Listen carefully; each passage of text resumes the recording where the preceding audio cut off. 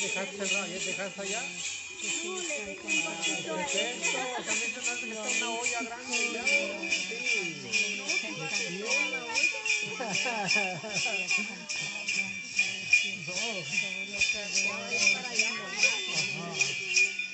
La prima por eso se fue, a lo mejor ya para todo ¿a dónde?